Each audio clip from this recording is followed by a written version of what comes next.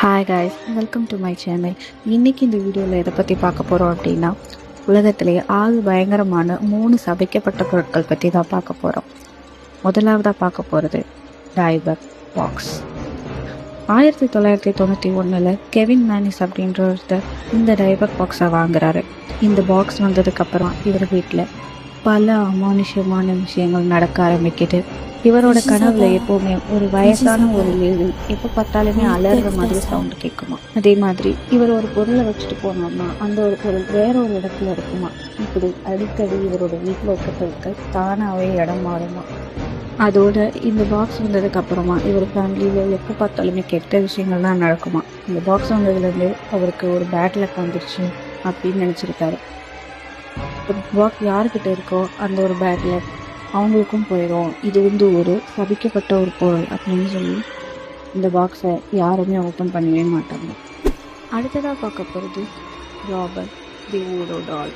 19ஆம் நூற்றாண்டில் ராபர்ட்னு ஒரு சின்ன பையன் இருக்கான். இந்த பையனுக்கு ஒரு வூடோ டால் கிஃப்டாக கிடைக்கிது. அந்த வூடோ டால் கிட்ட இவன் ரொம்பவுமே அன்பாக இருக்கான். அந்த டாலுக்கு இவனோட பெரிய வைக்கிறான் ராபர்ட்னு சொல்லி. இந்த ஒரு பொம்மைக்கு உயிர் இருக்கிறதாவும் இந்த ஒரு பொம்மை பக்கத்தில் யாருமே இல்லாதப்போ தானாகவே நகரும் அப்படின்னு சொல்கிறாங்க. இப்போ இந்த ராபர்ட் அமெரிக்காவில் இருக்க ஒரு மியூசியத்தில் வச்சுருக்காங்க. அங்கே இந்த ராபர்ட்டை யாராவது ஃபோட்டோ எடுத்தாலோ இல்லை ரொம்ப நக்கலாக சிரிச்சாலோ பேசுகிறவங்களுக்கு ஒரு சாபம் வரணும், அவங்களுக்கு ஏதாவது ஒரு ஆக்சிடெண்ட்டோ இல்லை திடீர்னு ஏதாவது ஒரு மெடிக்கல் எமர்ஜென்சி வரணும் நம்பப்படுது.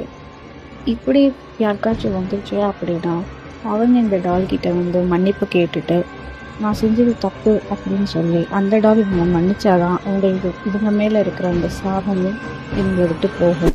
கடைசியாக பார்க்க போகிறது மிரர் ஆஃப் மர்டில் பிளான்டேஷன். அமெரிக்காவில் மர்டில் அப்படின்னு ஒரு மேன்ஷன் இருக்கு.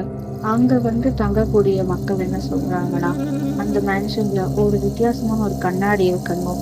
அந்த கண்ணாடி 19th செஞ்சுரியில் இறந்து போன சாரா வுட்ரோஃப் அப்படின்ற ஒருத்தனுடைய ஆவியும் அவங்களோட 2 பசங்களோட ஆவியும் அந்த கண்ணாடிக்குள்ள இருக்குதுன்னும், இந்த கண்ணாடியில் அவங்களோட உருவம் தெரியுமா நிறைய பேர் அதை பார்த்துருக்காங்கன்னு சொல்கிறாங்க.